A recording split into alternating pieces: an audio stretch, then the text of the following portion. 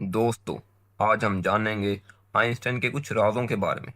1955 में जब आइंस्टाइन ने वफात पाई तो डॉक्टर थॉमस हार्वे ने उनका दिमाग चुरा लिया और उस दिमाग के 240 टुकड़े किए और सालों तक उसे जार में बंद रखा। आइंस्टाइन वो शख्स जिसने कायनात के राज समझाए, वो गाड़ी नहीं चला सकता था। आइंस्टाइन अपनी नींद भी साइंस के तरीके से लेता था। हाथ में स्टील वगैरह का चम्मच पकड़ता, कुर्सी पर बैठता, जैसे ही आंख लगती चम्मच गिरता, आवाज आती और जाग जाता।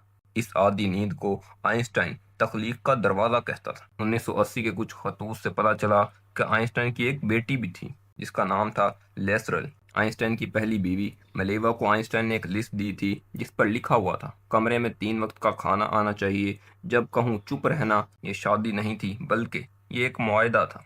स्टार वार सीरीज में एक करेक्टर का नाम था योडा। वो चेहरा आइंस्टाइन को देखकर बनाया गया था।